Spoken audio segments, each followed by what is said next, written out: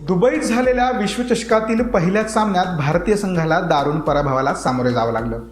विश्वचषकात पाकिस्तानकडून पहिल्यांदाच भारतीय संघाचा पराभव झाला हे विशेष. नाणेफेकीपासून सर्व काही भारतीय संघाच्या विरोधात गेलं. अगदी पहिल्या चेंडूपासून पाकिस्तान संघाने मिळवलेली पकड अखेरपर्यंत कायम राहिलेली पाहायला मिळाली. भारतीय संघाने दिलेले 152 धावांचे लक्ष्य पाकिस्तानच्या सलामीवीरांनी आक्रमक फलंदाजी करत अवघ्या 17व्या षटकात पूर्ण केलं.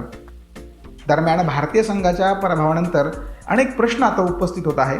या पार्श्वभूमीवर भारतीय संघाच्या पराभवाची कारणं काय काय असू शकतात हे पाहूया.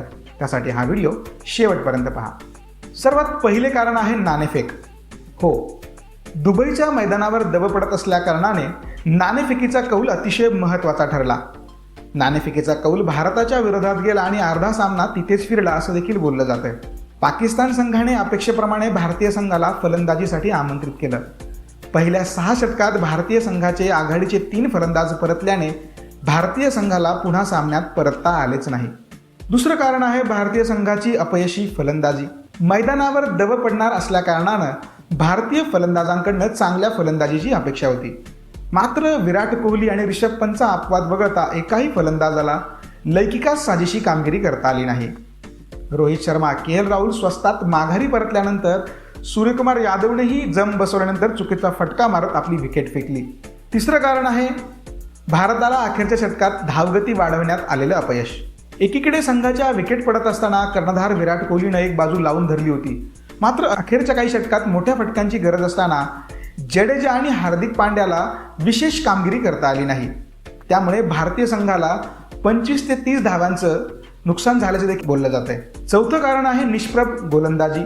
भारतीय संघाने दिलेल्या 152 धावांच्या आव्हानाचा पाठलाग करताना पाकिस्तानच्या सलामीवीरांनी संयमाने फलंदाजी केली. अखेरपर्यंत सामना त्यांनी नेला आणि प्रत्येक फटका खेळत संयमाचं दर्शन घडवलं.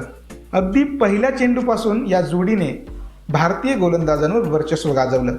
विशेष म्हणजे भारतीय गोलंदाजांना या सामन्यामध्ये एकही बळी मिळवता आला नाही. 5वं कारण आहे 6व्या गोलंदाजाची कमी. विश्वचषकातील पहिल्याच सामन्यात भारतीय संघाच्या गोलंदाजीचं बिंग फुटल्याचं देखील बोललं जातंय. ऐनवेळी हार्दिक पांड्याला दुखापत झाल्याने 6व्या गोलंदाजीची कमी चांगली जाणवली. T20 सारख्या खेळामध्ये केवळ 5 गोलंदाजासह खेळणं किती धोकादायक असू शकतं हे पुन्हा एकदा या सामन्याने अधोरेखित केलं.